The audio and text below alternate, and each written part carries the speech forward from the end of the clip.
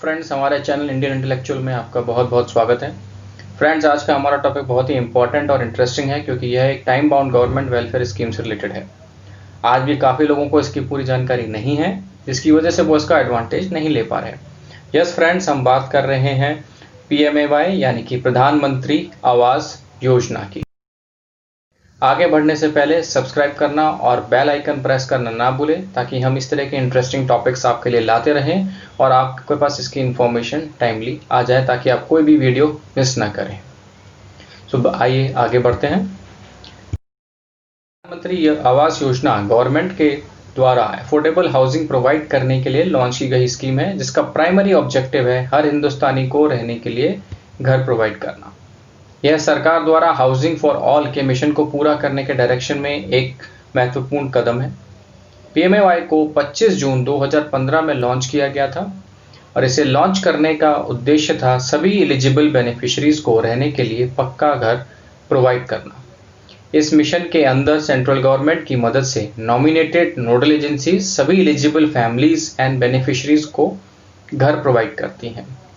PMAY के अंदर 4 schemes के द्वारा हाउसिंग फॉर ऑल के मिशन को ड्राइव किया जा रहा है। यह स्कीम्स इस प्रकार हैं। Number 1 in situ slum development, number 2 credit link subsidy scheme और CLSS, number 3 affordable housing in partnership और number 4 beneficiary led individual house construction and enhancement. इन 4 स्कीम्स में सबसे ज़्यादा पॉपुलर और जो कॉमन मैन के लिए काम आने वाली स्कीम है वो है CLSS यानी क्रेडिट लिंक सब्सिडी स्कीम। और आज हम इसी स्कीम को डिटेल में डिस्कस करेंगे और ये भी बताएंगे कि किस तरीके से एक आम आदमी इसका एडवांटेज ले सकता है। आइए आगे बढ़ते हैं और देखते हैं किस तरीके से CLSS के अंदर क्वालिफाई करने के लिए क्या क्या क्राइटेरियाज और एलिजिबिलिटी रिक्वायरमेंट्स हैं। CLSS केवल उन लोगों के लिए एप्लीकेबल है जो अपना पहला घर खरीद रहे हैं और उसे खरीदने के लिए किसी बैंक या HFC के थ्रू हाउसिंग लोन ले रहे हैं। यानी कि अगर ये आपका पहला घर और पहला हाउसिंग लोन है तो आप इस स्कीम के लिए एलिजिबल हैं, अदरवाइज नहीं।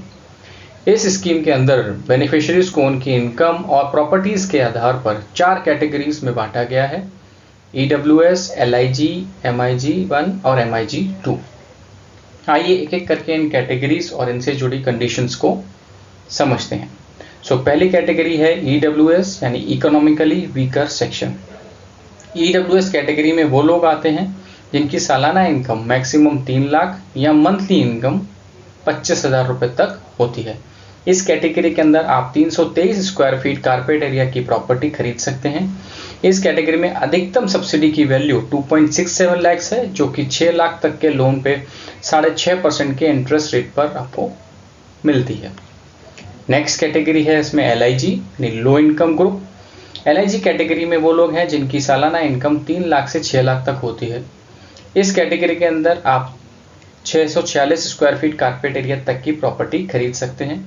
इस कैटेगरी में भी अधिकतम सब्सिडी की वैल्यू 2.67 लाख है, जो कि EWS के सिमिलर है और इस पर भी आपको 6.5% के रेट ऑफ इंटरेस्ट से 6 लाख तक के लोन अमाउंट पर सब्सिडी मिलती है। EWS एंड LIG दोनों कैटेगरी में लोन सैंक्शन की डेट 17 जून 2015 के बाद की होनी चाहिए, क्योंकि गवर्नमेंट द्वारा यह स्कीम जून 2015 में लॉन्च की गई थी। तो इसलिए जो भी लोन्स इस डेट के बाद के सैंक्शन होंगे वो इस स्कीम में क्वालिफाई करेंगे। दोस्तों, यहाँ बता दें कि कारपेट एरिया का मतलब है एक्चुअल यूजेबल स्पेस, यानी वह एरिया जहाँ पर कि आप अपने घर के अंदर कारपेट बिछा सकते हैं, वह कारपेट एरिया कहलाता है।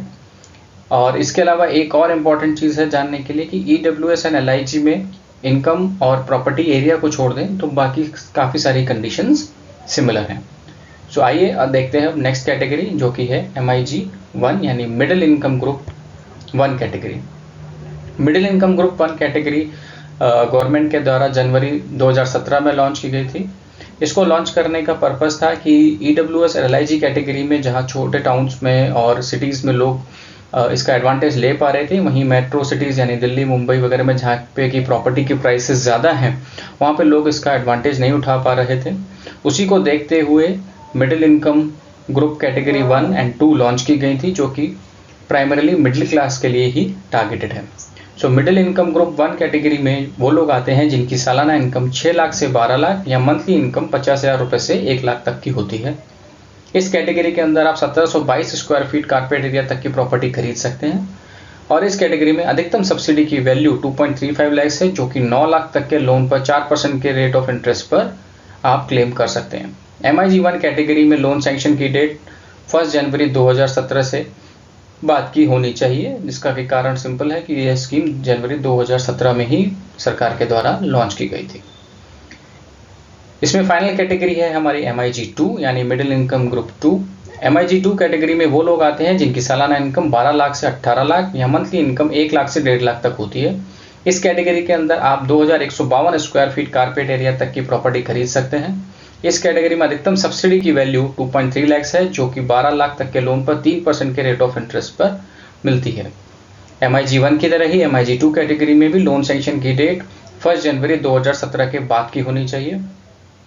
EWS और LIG कैटेगरी में 6 लाख तक का टोटल बेनिफिट एक कस्टमर को मिल सकता है, जिसमें कि 2.67 लाख तो हमारी सब्सिडी हो जाती है। इसके अलावा इससे जुड़े बेनिफिट हैं जो कि आपके प्रिंसिपल रिडक्शन में होने वाले बेनिफिट की वजह से आपको जो इंटरेस्ट बेनिफिट मिलता है वो है। सो ये इससे जुड़े कैटेगरीज थी। आइए देखते हैं कि CLSS में क्वालिफाई करने के लिए और हमारे पास क्या क्या एलिजिबिलिटी रिक्वायरमेंट है, यहाँ की बेनिफिशियरी को और कौन कौन से क्राइटेरिया सेटिस्फाई करने पड़ते हैं ताकि वो इस स्कीम का एडवांटेज ले सकें। सो फ्रेंड्स, CLSS के अंदर क्वालिफाई करने के लिए बेनिफिशियरी को बाकी जो क्राइटेरियाज मीट करने पड़ते हैं, जो बाकी जो एलिजिबिलिटी रिक्वायरमेंट्स हैं वो इस प्रकार हैं।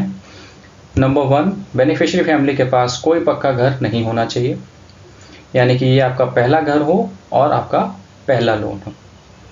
नंबर 2, यहाँ फैमिली का मतलब है पति पत्नी और अनमैरिड बच्चे।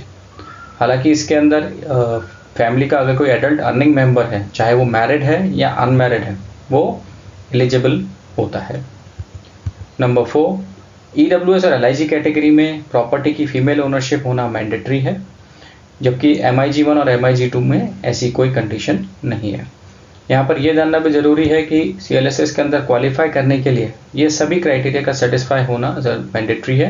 यानी इस स्लाइड में और इससे पहले वाले स्लाइड में जो हमने क्राइटेरियाज और कैटेगरीज की रिक्वायरमेंट्स देखी, वो सभी मीट करना ज़रूरी है ताकि आप इस सब्सिडी का एडवांटेज ले सकें। आई होप कि क्वालिफाइंग क्राइटेरिया और कंडीशंस आप सभी को समझ में आ गए होंगे। आइए आगे बढ़ते हैं और देखते हैं कि CLSS सब्सिडी क्लेम करने के लिए क्या प्रोसेस है और किस तरह से आप सब्सिडी क्लेम कर सकते हैं। सो फ्रेंड्स, आइए समझते हैं सब्सिडी क्लेम करने का प्रोसेस, यानी किस तरह से आप स्टेप बाय स्टेप तरीके से ये सब्सिडी अपने नाम पे क्लेम कर सकते हैं। सो स्टेप 1, आप होम लोन के लिए अपनी बैंक या HFC में अप्लाई करते हैं। स्टेप 2, बैंक आपकी होम लोन की एलिजिबिलिटी चेक करता है। स्टेप 3, बैंक या HFC द्वारा कस्टमर के फेवर में होम लोन का सैंक्शन और लेटर ऑन डिसबर्समेंट हो जाता है। स्टेप 4, बैंक या HFC NHB को एलिजिबल कस्टमर्स की डिटेल भेजता है। स्टेप 5, NHB CLSS के लिए कस्टमर्स की एलिजिबिलिटी अपने एंड पे भी क्रॉस चेक करता है। स्टेप 6, एलिजिबल कस्टमर्स की डिटेल और सब्सिडी अमाउंट लैंडिंग बैंक या हाउसिंग फाइनेंस कंपनी के साथ शेयर होती हैं। Step 7, landing bank subsidy amount customer के लोन अकाउंट में क्रेडिट करता है। तो यहाँ ये जानना ज़रूरी है कि ये सब्सिडी जो प्रधानमंत्री आवास योजना के अंदर आती है वो आपके सेविंग्स अकाउंट्स में नहीं आके आपके लोन अकाउंट में आती है। स्टेप 8, ये लोन के प्रिंसिपल से सब्सिडी डिडक्ट हो जाती है एंड कस्टमर जो है अपनी EMI रिड्यूस लोन अमाउंट पे करता है, यानी कि आपके लोन अमाउंट से के प्रिंसिपल से जो सब्सिडी है वो डिडक्ट हो जाती है और अकॉर्डिंगली आपकी EMI रिवाइज हो जाती है। यह पूरी प्रोसेस 6 से 9 महीने का समय लेती है। तो अगर आप सब्सिडी के लिए अप्लाई कर रहे हैं तो अकॉर्डिंगली ही ये इतना टाइम पीरियड हमको पकड़ना पड़ेगा। आइए इसे एक एग्जाम्पल से समझते हैं। फॉर एग्जाम्पल, अगर एक 6 लाख तक का लोन लिया है आपने और उस पर आपको सब्सिडी 2.2 लाख तक के लिए एलिजिबल है, तो 2.2 लाख की सब्सिडी मिलने के बाद आपका जो लोन अमाउंट बचेगा वो बचेगा 3.8 लाख और आपकी जो EMI है वह 3.8 लाख पर ही लगेगी, जिसका रिजल्ट ये रहेगा कि आपकी जो EMI है वो 40% तक कम हो जाती है। तो आइए अब देखते हैं कि कौन सी ऑर्गेनाइजेशंस हैं जिसके थ्रू आप ये सब्सिडी क्लेम। भारत सरकार ने 3 नोडल एजेंसीज अपॉइंट की हैं जिनको कि ये सब्सिडी डिसबर्समेंट की रिस्पॉन्सिबिलिटी दी गई है। Number 1 NHB national housing bank, number 2 हुडको housing and urban development corporation और नंबर 3 SBI यानी स्टेट बैंक ऑफ इंडिया। यह तीनों ऑर्गेनाइजेशंस बेनिफिशियरी तक सब्सिडी प्रोवाइड करने के लिए रिस्पॉन्सिबल हैं। तो इन केस आपको अपने बैंक या हाउसिंग फाइनेंस कंपनी से सब्सिडी मिलने में कोई दिक्कत हो रही है या आपको टाइमली रिस्पॉन्स नहीं मिल रहा, तो आप इन ऑर्गेनाइजेशंस को भी रीच आउट कर सकते हैं। सो फ्रेंड्स, आई होप कि जो भी हमने प्रधानमंत्री आवास योजना के बारे में डिस्कशन किया और जो सब्सिडी के लिए क्राइटेरियाज, एलिजिबिलिटी रिक्वायरमेंट्स, बेनिफिशियरीज की डेफिनेशन जो भी आज हमने डिस्कस की आज के टॉपिक में, वो आपके लिए यूज़फुल रही होगी और इससे आपको ज़रूर फ़ायदा होगा। आई वुड सिंसियरली सजेस्ट कि अगर आपने अभी तक होम लोन नहीं लिया है या लेने का सोच रहे हैं, सो जस्ट चेक कर लें कि आप अगर इस सब्सिडी के लिए एप्लीकेबल हैं तो अकॉर्डिंगली अप्लाई करें। MIG-1 और MIG-2 स्कीम्स इंट्रोड्यूस होने के बाद मिडिल इनकम ग्रुप के लोग भी इस फैसिलिटी का एडवांटेज ले सकते हैं। सो friends, thank you very much for your time. और अगर आपको वीडियो यूजफुल लगा तो सब्सक्राइब, लाइक, शेयर करना ना भूलें। बेल आइकन जरूर प्रेस करें जिससे कि इसी तरीके के वीडियोस जब हम फ्यूचर में भी लाएंगे तो उसकी इन्फॉर्मेशन आपके पास टाइम से पहुंच जाए और आप इसका एडवांटेज ले सकें। इस आर्टिकल के लिए और ज़्यादा डिटेल्स जानने के लिए आप हमारी वेबसाइट भी विजिट कर सकते हैं।